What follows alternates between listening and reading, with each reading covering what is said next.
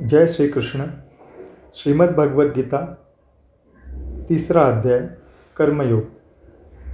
अर्जुन म्हणाला, हे जनार्दन श्रीकृष्णा, जर तुम्हाला कर्माहून ज्ञान श्रेष्ठ वाटते तर मग हे केशवा, मला भयंकर कर्म करण्यास का प्रवृत्त करीत आहात? तुम्ही मिश्रितशा भाषणाने माझ्या बुद्धीला जणू मोहित करीत आहात. म्हणून अशी एकच गोष्ट निश्चित करून मला सांगा की ज्यामुळे माझे कल्याण होईल. भगवान श्रीकृष्ण म्हणाले, हे निष्पापा, या जगात 2 प्रकारची निष्ठा माझ्याकडून पूर्वी सांगितली गेली आहे. त्यातील सांख्य योग्यांची निष्ठा ज्ञानयोगाने आणि योग्यांची निष्ठा कर्मयोगाने होते. मनुष्य कर्मे केल्याशिवाय निष्कर्मतेला म्हणजेच योगनिष्ठेला प्राप्त होत नाही आणि फक्त कर्माचा त्याग केल्याने सिद्धीला म्हणजे सांख्यनिष्ठेला प्राप्त होत नाही. निसंशयपणे कोणीही मनुष्य कोणत्याही वेळी क्षणभरसुद्धा काम न करता राहत नाही, कारण सर्व मनुष्य समुदाय प्रकृतीपासून उत्पन्न झालेल्या गुणांमुळे पराधीन असल्यामुळे कर्म करायला भाग पाडला जातो. जो मूर्ख मनुष्य सर्व इंद्रिये बळेच वरवर आवरून मनाने त्या इंद्रियांच्या विषयांचे चिंतन करीत राहतो तो मिथ्याचारी म्हणजेच दांभिक म्हटला जातो. परंतु हे अर्जुना, जो मनुष्य मनाने इंद्रियांना ताब्यात ठेवून आसक्त न होता सर्व इंद्रियांच्याद्वारे कर्मयोगाचे आचरण करतो तो श्रेष्ठ होय. तू शास्त्रविहित कर्तव्य कर्म कर, कारण कर्म न करण्यापेक्षा कर्म करणे श्रेष्ठ आहे. तसेच कर्म न करण्याने तुझे शरीर व्यवहारही चालणार नाहीत. यज्ञानिमित्त केल्या जाणाऱ्या कर्मांशिवाय दुसऱ्या कर्मात गुंतलेला हा मनुष्य समुदाय कर्मांनी बांधला जातो. म्हणून हे कुंतीपुत्र अर्जुना, तू आसक्ती सोडून यज्ञासाठी उत्तम प्रकारे कर्तव्य कर्म कर. प्रजापती ब्रह्मदेवाने कल्पारंभी यज्ञासह प्रजा उत्पन्न करून त्यांना सांगितले की तुम्ही या यज्ञाच्या द्वारे उत्कर्ष प्राप्त करून घ्या आणि हा यज्ञ तुमचे इच्छित मनोरथ पूर्ण करणारा होवो. तुम्ही या यज्ञाने देवतांची पुष्टी करा आणि त्या देवतांनी तुम्हाला पुष्ट करावे. अशा प्रकारे निस्वार्थीपणाने एकमेकांची उन्नती करीत तुम्ही परमकल्याणाला प्राप्त व्हाल. यज्ञाने पुष्ट झालेल्या देवता तुम्हाला न मागताही इच्छित भोग खात्रीने देत राहतील. अशा रीतीने त्या देवतांनी दिलेले भोग त्यांना अर्पण न करता जो स्वतःच उपभोगतो तो चोरच आहे. यज्ञ करून शिल्लक राहिलेले अन्न खाणारे श्रेष्ठ मनुष्य सर्व पापांपासून मुक्त होतात. पण जे पापी लोक केवळ स्वतःच्या शरीर पोषणासाठी अन्न शिजवितात ते तर पापच खातात. सर्व प्राणी अन्नांपासून उत्पन्न होतात. अन्न निर्मिती पावसापासून होते. पाऊस यज्ञामुळे पडतो आणि यज्ञभेद कर्मामुळे घडतो. कर्मसमुदाय वेदांपासून व वेद अविनाशी परमात्म्यापासून उत्पन्न झालेले आहेत असे समज. यावरून हेच सिद्ध होते की सर्वव्यापी परमात्मा नेहमीच यज्ञात प्रतिष्ठित असतो.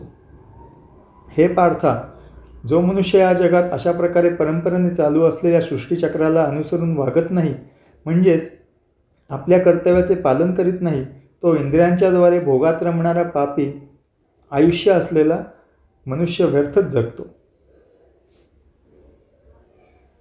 परंतु जो मनुष्य आत्म्यामध्येच रमणारा आणि आत्म्यामध्येच तृप्त तसेच आत्म्यामध्येच संतुष्ट असतो त्याच्यासाठी कोणतेही कर्तव्य उरत नाही. त्या महामनुष्याला या विश्वात कर्मे करण्याचे काही प्रयोजन असत नाही. तसेच कर्मे न करण्याचेही काही प्रयोजन असत नाही. तसेच सर्व प्राणीमात्रातही त्याचा जरा देखील स्वार्थाचा संबंध असत नाही. म्हणून तू नेहमी आसक्त न होता कर्तव्य कर्म नीट करीत राहा, कारण आसक्ती सोडून कर्म करणारा मनुष्य परमात्म्याला जाऊन मिळतो. जनकादी ज्ञानी लोकही आसक्तीरहित कर्मांनीच परमसिद्धीला प्राप्त झाले होते. म्हणून तसेच लोकसंग्रहाकडे दृष्टी देऊन देखील कर्म करणेच योग्य आहे. श्रेष्ठ मनुष्य जे जे आचरण करतो त्याप्रमाणेच इतर लोकही आचरण करतात. तो जे काही प्रमाण म्हणून सांगतो त्याचप्रमाणेच सर्व मनुष्य समुदाय वागू लागतो. हे पार्था, मला या तिन्ही लोकात काहीही कर्तव्य नाही आणि मिळविण्याजोगी कोणतीही वस्तू मिळाली नाही असे नाही, तरीही मी कर्तव्य कर्म करीतच असतो.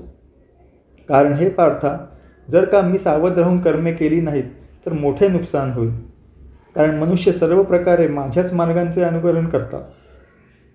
म्हणून जर मी कर्मे केली नाहीत तर ही सर्व माणसे नष्ट भ्रष्ट होतील आणि मी संकटतेचे कारण होईल.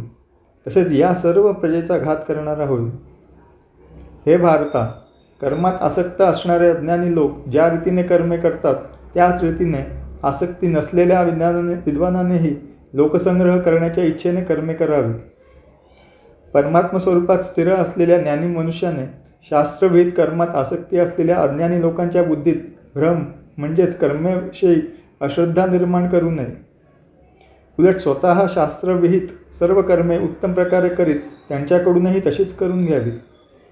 वास्तविक सर्व कर्मे सर्व प्रकारे प्रकृतीच्या गुणांमार्फत केली जातात, तरीही त्यांचे अंतःकरण अहंकारामुळे मोहित झाले आहे. असा अज्ञानी मनुष्य मी कर्ता आहे असे मानतो. पण हे महाबाहो, गुणविभाग आणि कर्मविभाग यांचे तत्त्व जाणणारा ज्ञानयोगी सर्व गुणच गुणात वावरत असतात हे लक्षात घेऊन त्यामध्ये आसक्त होत नाही. प्रकृतीच्या गुणांनी अत्यंत मोहित झालेली माणसे गुणात आणि कर्मात आसक्त होतात. त्या चांगल्या रीतीने न जाणणाऱ्या मंदबुद्धीच्या अज्ञानी मनुष्यांचा पूर्ण ज्ञान असणाऱ्या ज्ञानी मनुष्याने बुद्धिभेद करू नये. अंतर्यामी मज परमात्म्यामध्ये गुंतलेल्या चित्ताने सर्व कर्मे मला समर्पण करून आशा, ममता व संतापरहित होऊन तू युद्ध कर. जे कोणी मानव दोषदृष्टी टाकून श्रद्धायुक्त अंतःकरणाने माझ्या या मताचे नेहमी अनुसरण करतात तेही सर्व कर्मांपासून मुक्त होतात. परंतु जे मानव माझ्यावर दोषारोप करून माझ्या या मतानुसार वागत नाहीत त्या मूर्खांना तू सर्व ज्ञानांना मुकलेले आणि नष्ट झालेलेच समज. सर्व प्राणी प्रकृतीच्या वळणावर जातात, म्हणजेच आपल्या स्वभावाच्या अधीन होऊन कर्मे करतात. ज्ञानीसुद्धा आपल्या स्वभावानुसारच व्यवहार करतो. मग या विषयात कोणाचाही हट्टीपणा काय करेल? प्रत्येक इंद्रियांच्या विषयात राग व द्वेष लपलेले असतात. माणसाने त्या दोहोंच्या आहारी जाता कामा नये, कारण ते दोन्हीही त्याच्या कल्याण मार्गात विघ्न करणारे मोठे शत्रू आहेत. चांगल्या प्रकारे आचरणात आणलेल्या दुसऱ्याच्या धर्माहून गुणरहित असला तरी आपला धर्म अतिशय उत्तम आहे. आपल्या धर्मात तर मरणेही कल्याणकारक आहे, पण दुसऱ्याचा धर्म भय देणारा आहे. अर्जुन म्हणाला, हे वार्ष्णेया, तर मग हा मनुष्य स्वतःची इच्छा नसतानाही जबरदस्तीने करावयास लावल्याप्रमाणे कोणाच्या प्रेरणेने पापाचे आचरण करतो? भगवान श्रीकृष्ण म्हणाले, रजोगुणापासून उत्पन्न झालेला हा कामच क्रोध आहे.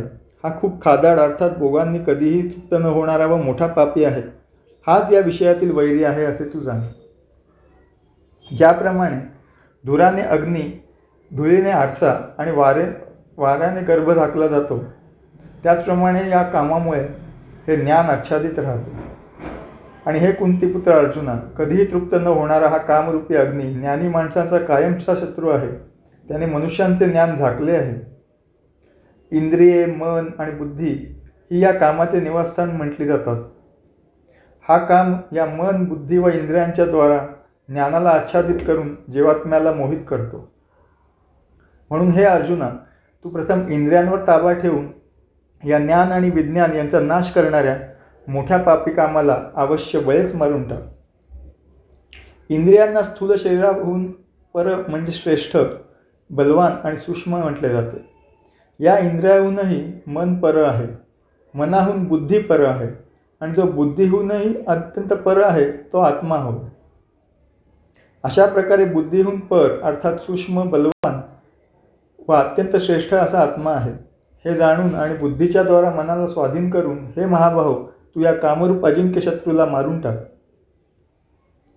ओम हे परमसत्य आहे. याप्रमाणे श्रीमद भगवद्गीता रूपी उपनिषद तथा ब्रह्मविद्या आणि योगशास्त्राविषयी श्रीकृष्ण आणि अर्जुन यांच्या संवादातील कर्मयोग नावाचा हा 3रा अध्याय समाप्त झाला.